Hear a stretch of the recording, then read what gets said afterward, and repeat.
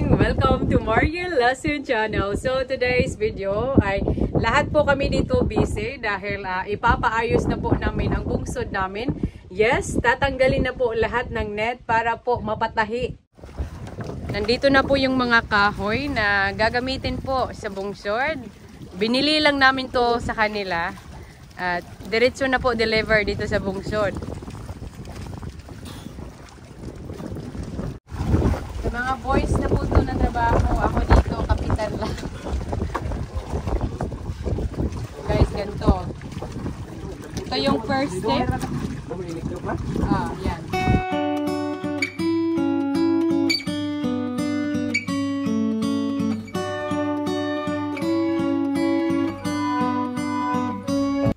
Ngayon makikita nyo po kung gaano po ang pamilya ko nagtutulungan sa oras pag nagpapaayos po kami ng bungsod dahil kami lang naman po ang nagkakabinipit sa bungsod kaya ang saya lang po at nakakataba ng puso si tatay, mga kapatid ko, kuya ko, mga brother-in-laws ko po. Nagsimula na po sila Kuya Junjun pagtanggal po ng mga net. Napakadaming net po dito sa bungsod kaya it's a big day po. Hanggang dyan po yan. Doon hanggang dulo. Hindi lang po net ang tatanggalin. Yung mga kahoy din, papalitan po. Ganito po. Pag may bungsod po kayo, hindi rin po madali. Kailangan alam nyo po yung ginagawa nyo. Mag-iingat tayo. Baka may mga taba pa. Napakabigat to. Kaya isa-isa talaga. Kung naalala nyo, nung nandito si David, nilagay na po namin yun yung bungsod.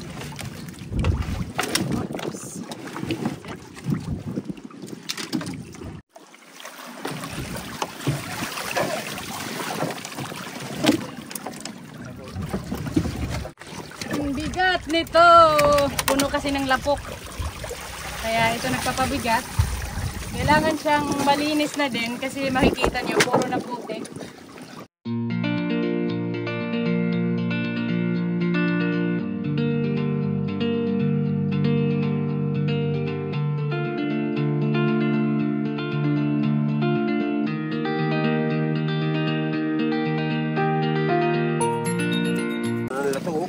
Yes, dami ng seaweed oh. Tingnan niyo yung seaweed. Tingnan kadami yung seaweed sa bungsod oh. Nandito na sa net.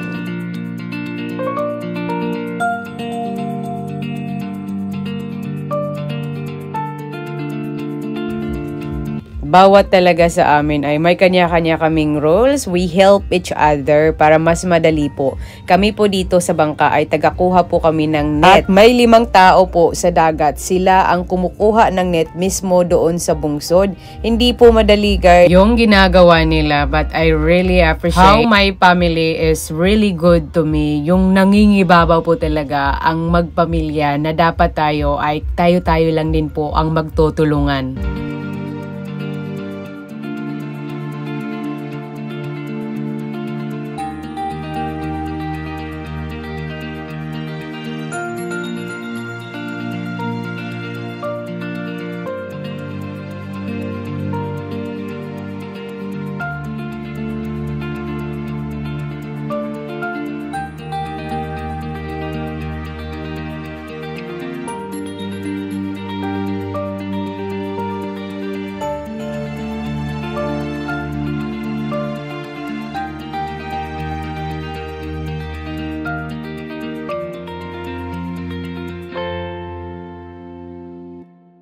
Kati ng kamay ko. Kailangan pala mas maganda may gloves magsuot ka kasi makati po yung putik. Nagugas na ako ng kamay. So, dito na lang ilalagay. Papadry pa kasi yan eh. Gamit po talaga ang malaking pamilya. Pag may bungsod kasi kami lang naman po yung nagtutulungan. Doon, sige dyan. Nasa baruton. May maliit na bangka doon. Dapat ganito po yung kulay niya pag ibalik natin sa bungsod. Malilinisan kasi yan eh. Makikita nyo yung difference ay ito, yung tinanggal natin ay napakaputik. Ito, yung kulay niya. Pag ganito na po kasi yung kulay, natatakot na yung isda pumapasok. Lucky kahapon ay pumasok pa rin po yung isda, pero sabi ni tatay ay hindi na po talaga maganda. By March or April, baka hindi na sila papasok kasi mas madami pa talaga yung putik na papasok. Kailangan ganito po yung kulay niya. Maganda kasi pag green po parang kasing kulay ng dagat. So pag putik po, it's really dark. Natatakot po yung isda pumasok sa trap. Maya magluluto na po ako ng pagkain. Baka magugutom na itong mga trabahante ko.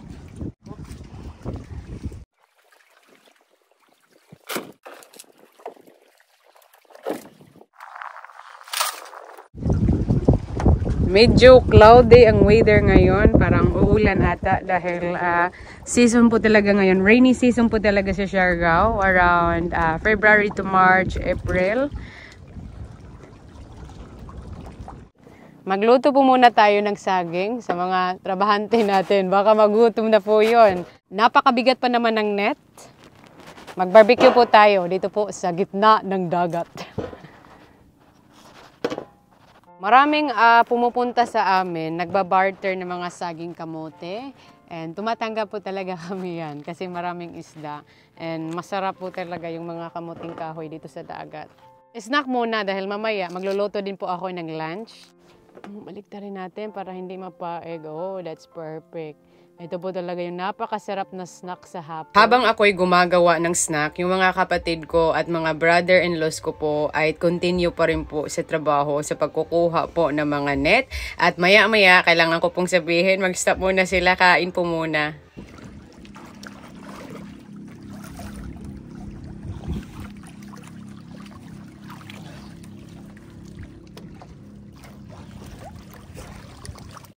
Luto na po siya. Dahil na po ako dito, hindi nakakakain ng gantong barbecue po na saging. Wala po kaming brush. Dahon ng saging. Hi! Snack time! Gutom na ba kayo? Opo. Mga estudyante ko to. Isa-isa lang. Isa-isa. Isa kang Mike, ako kay Butchoy. Ganto dito. Kailangan busog sila para hindi magutom ba? Saka kay Archie, kaya Junjun, kan Kuya Ri, at sa taga-video ko isa at sa akin. Okay. Tikman nyo na. Lutong Marielasin yan. Ano ba? Masarap? Masarap. Mainit ba?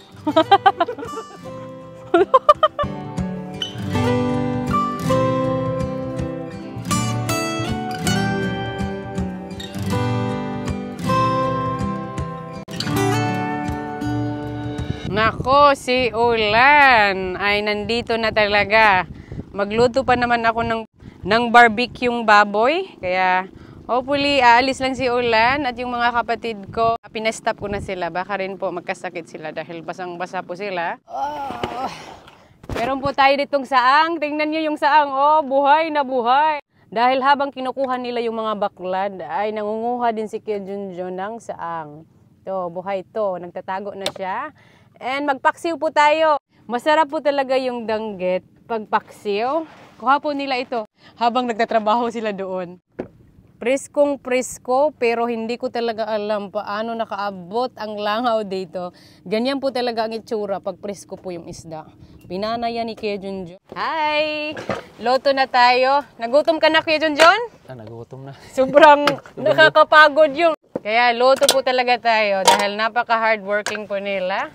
So, siyempre, ito lang po yung handaan talaga pag nasa gitna kayo ng dagat. Ito po yung saang. Diretsuhan na ang pagluto natin ng saang. Lagyan lang natin yan ng Pwede ba dagat kayo dyan? Pwede dagat. Ano yun natin ito? Pang prito? Mag-ano tayo? Magpaksiw tayo. Paksiw? Paksiw. Paksiw. Kinilaw. Oops. Umuulan. Ulan na. Ulan nga eh. Ulan sa Siargao. Kaya kung gusto nyong pumunta dito sa Siargao, tapos gusto nyo yung magandang weather dahil maganda ang picture, kailangan hindi around February or March. Dahil hindi maganda ang weather ng Siargao. Umulan na. Loto na tayo. Oops. Saan po to? Marami pang lumot. So, ikaw yung tagahiwa. Ako na lang yung tagakuha ng ano. Sugban natin to, buras. Paluto na din kasi yung ano, yung barbecue ko na baboy. Ay, hiwalay natin tong kilaw. Kilaw tayo. Anim lang. Ito, linisan mo to kay John, ano, magsugba din ako yan.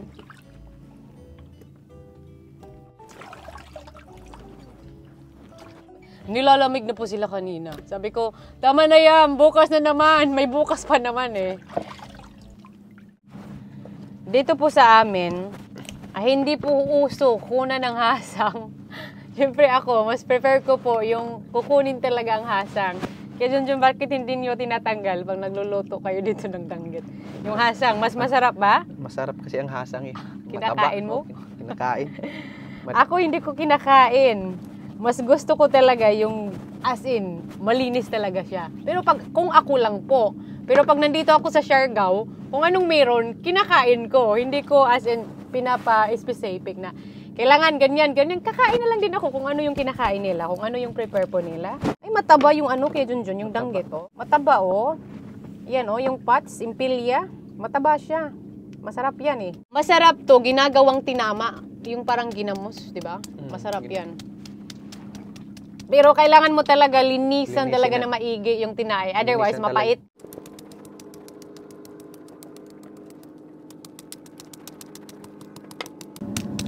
Preskong-presko talaga yung isda. Malalaman mo yung kulay. Ganito po yung preskong isda. Yung, kumbaga, may sarili talaga silang kulay. Pag hindi masyadong fresh na, yung kulay nag-iiba.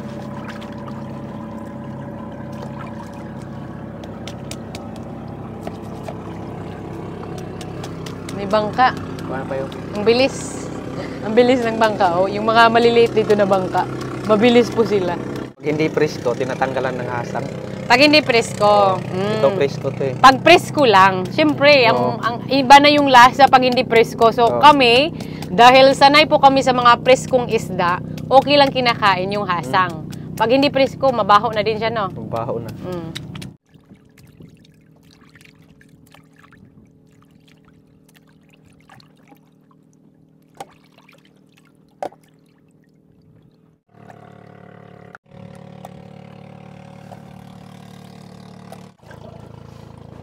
Tayo muna tayo. Banlas. Baho.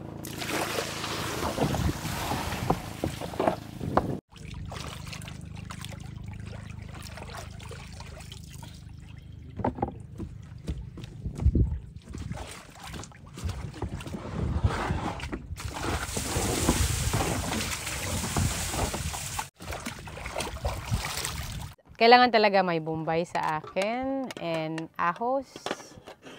And ginger.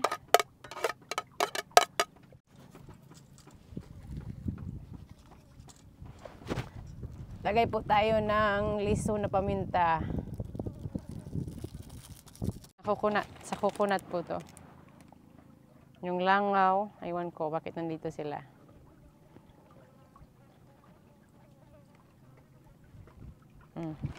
Oh, may pinaksiw. Sarap po yan. Napakasarap ng paksiw ko. Lagyan po natin ng pepper.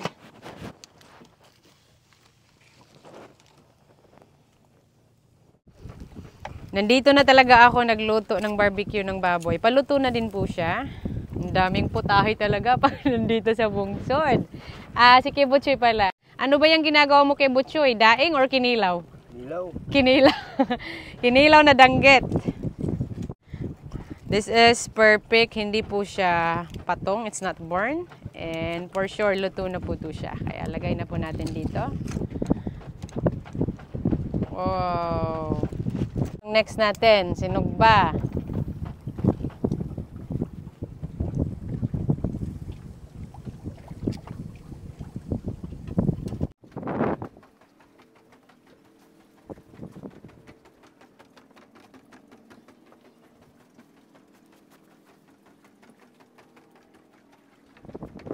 Ay, tinanggalan pala ng balat ni Kuya Butchoy. Anyway guys, sino si Kuya Butchoy? Asawa po siya ng kapatid ko, Ate Ter. Maraming kahoy. Ito na po yung ipapalit doon sa backlad po namin dahil sira-sira na po yung mga kahoy. Madali na yung matumba. Kaya ito yung kahoy kanina. Dinelever po kanina yung binilihan po namin. Yung saang natin, kumukulo na ata pero hindi pa po yan luto talaga. Malalaman mo pagluto yung saang kasi lumalabas na yung mga kaway nila. Dito sa sa gitna ng dagat, yung parang piyesta palagi. Ang daming kainan talaga. Everyday, ganito talaga. Ako lang po yung hindi tumataba. Maliit lang po talaga ako kumakain. Nung bata pa ako, sabi ng lola ko, pag magbublo ka ng sa kahoy, kailangan takpan mo daw yung puwet mo. Oo. Hindi mawawala ang watermelon. Masarap ang watermelon. Ina na! And lunch po namin to. Kinilaw. Oh, kay Junjun may sinugba.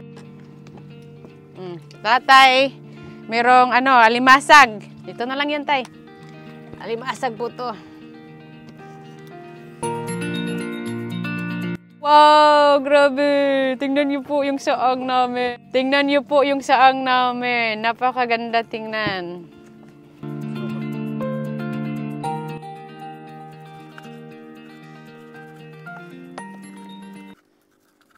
Guys, kakain na po kami. Unang-una sa lahat, mga people, thank you so much sa ating pagtutulungan at pag-cooperating para po mapaayos po natin ang bungsod natin. Dahil sa bungsod ay nasa harapan natin, napakadaming blessing po na natatanggap natin. So, syempre, magpapasalamat po tayo sa Panginoon po and thank you so much po sa blessing na sa harapan po natin. So, kainan na tayo. Guys, kain na. Kuha lang kayo. Pabusog kayo ha. Pabusog talaga kayo. Rice.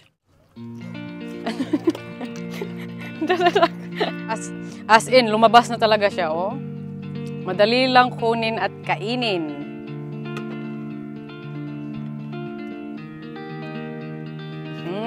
Masarap ba? Ito, ako. Hindi na ako makapag-antay. Automatic na siya. Sarap pala. Kain na tayo, kain na.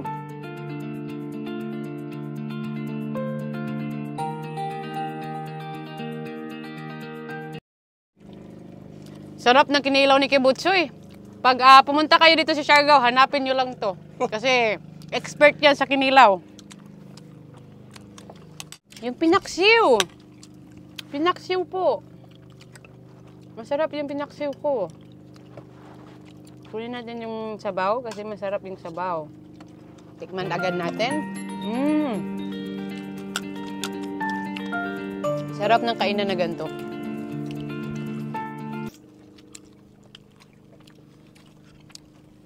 Sarap. Sarap yung kamuti. Kamuti pag sa dagat talaga.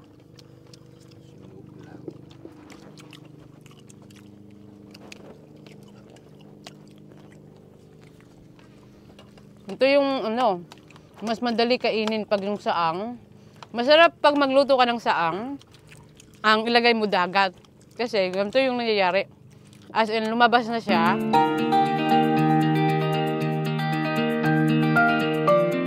Tayag! Ayun mo na!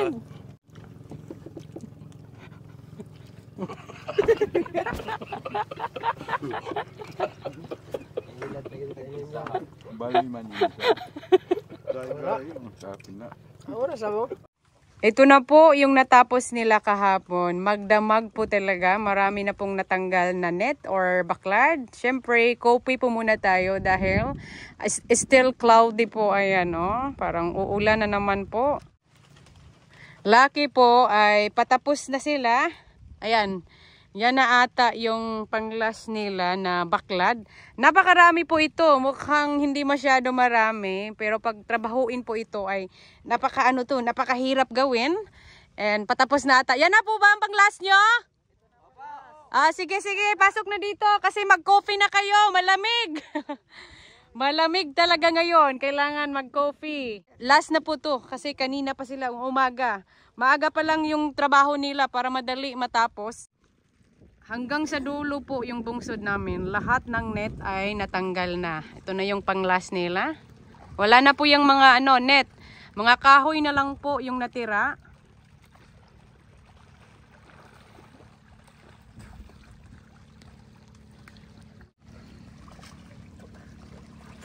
Maulan pa rin ang weather dito sa Siargao. Kaya maraming isda pag ting-ulan. Malamig ba? Malamig yung tubig? Malamig. Maulan. Akala ko ba pag maulan, warm yung dagat. Siguro pag matagal ka na lalamigin ka talaga. Ah, grabe si Kuya Junjun. Automatic. Seaweed. Dito tayo. Ito, tulungan agad. Kuha, lagay. Ganyan dito, guys. Kailangan tulungan para mas madali. Imagine 5 tao dito. Kaya kahapon at ngayon lang umaga natapos agad.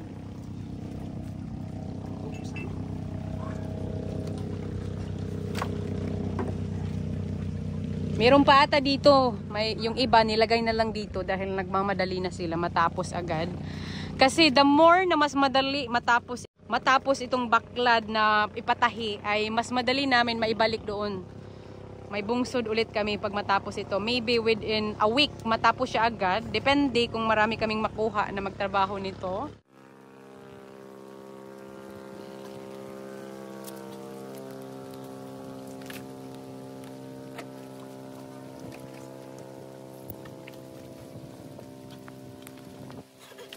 Meron pa sila ditong ilalagay.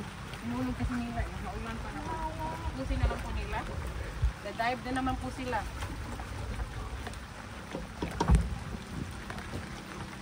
Okay, go pa. Go. Parami na po yung kahoy namin kasi ready na po talaga to siguro bukas.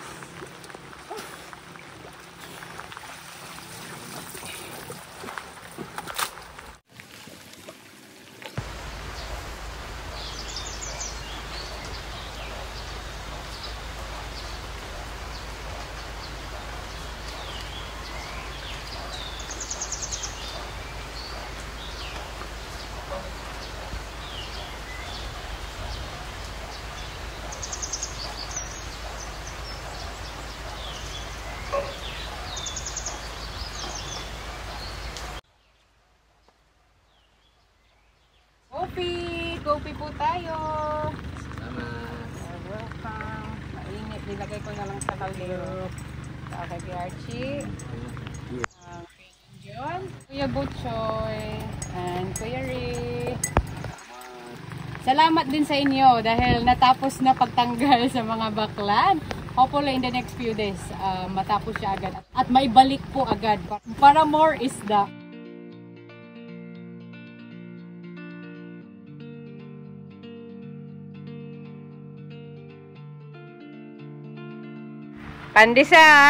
Pandesal po tayo.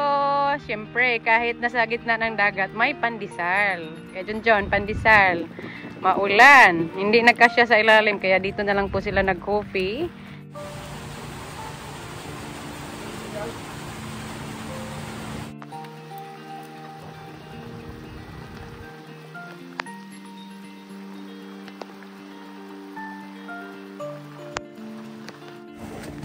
Magsinabaw daw sila ng baboy, laodya, dahil malamig ba, Kibutsoy?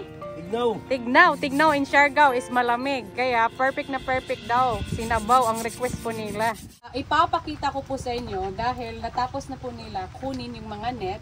Ganto po talaga siya inaayos ang mga baklad. So ipakita mo nga, Kuya Puloy. Ito yung mga kinuha namin. Ito yung mga kahoy. Tatanggalin. Kailangan mo lang siya ganito. Ito yung mga bagong stick. Ayan, makikita nyo, bagong-bago. Ito, yung mga nasa mga 1-year-old na po to, kailangan na po siyang palitan. Dahil it's not strong enough to hold under the sea. Ayan.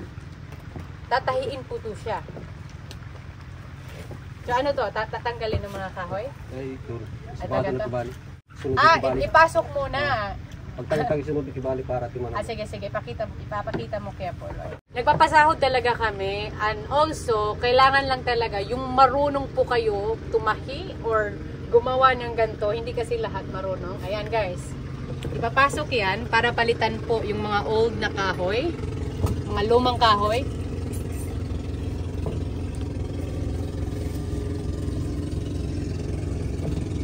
Yan kasi ang maging gabay para yung net meron pong energy or matibay po siya para maging matibay.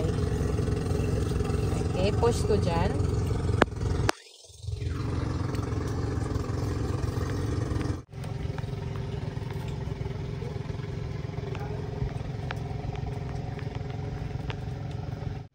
Hindi lahat ng mangingisda ay marunong gawin po to. Kailangan talaga maghanap kayo or magtanong-tanong kung sino po marunong tumahi or gumawa po or ayusin po yung bungsod. Yung baklad.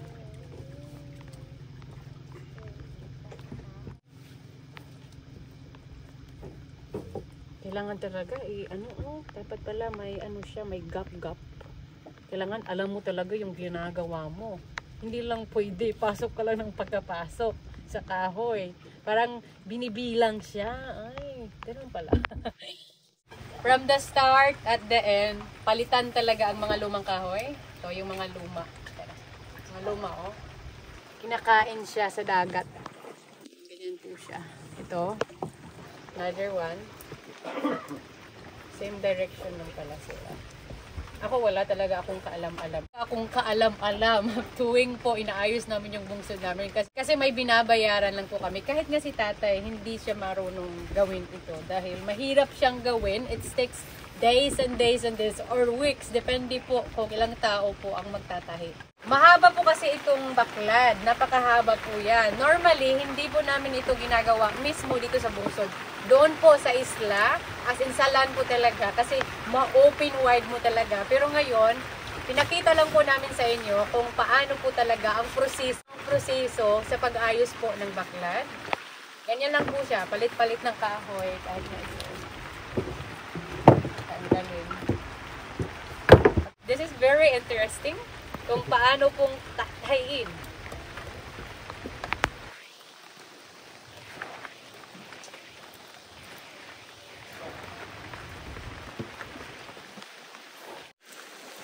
Pasok mo lang pala to.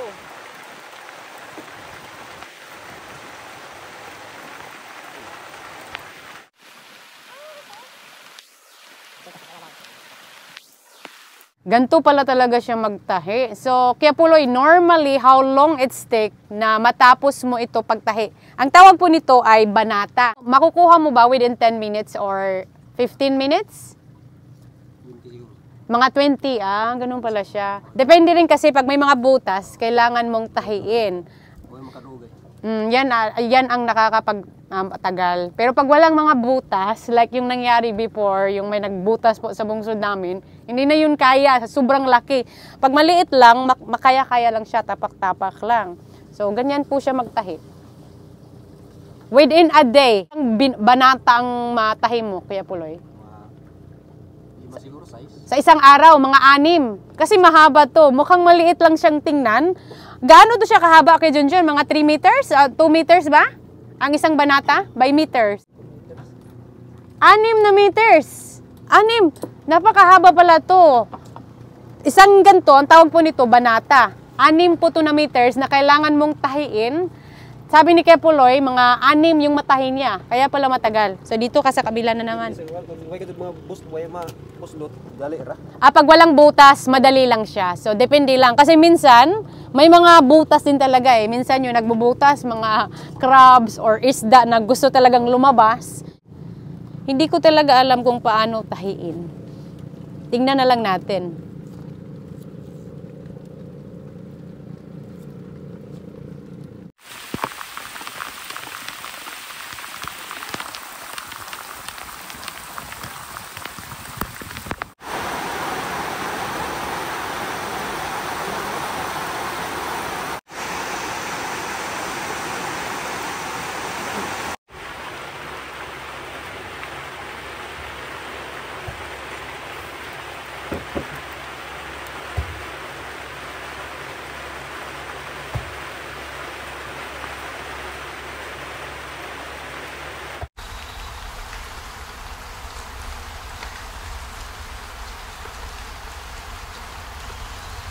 Guys, ganun po yun magtahi. Napakadami po ditong bakla na kailangan pong tahiin. Imagine po, bawat banata ay nasa mga 6 meters. Kaya medyo talaga matagal-tagalan ang pagtahi. And that's all for today's video, guys. Maraming salamat sa inyong panonood. Bye! Ang dami pa ditong tatahiin. Mapadala pa namin ito sa isla kung saan talaga nila gawin ang pagtahi nito. Baka bukas po, start na po ang pagtahi. Boom, soon!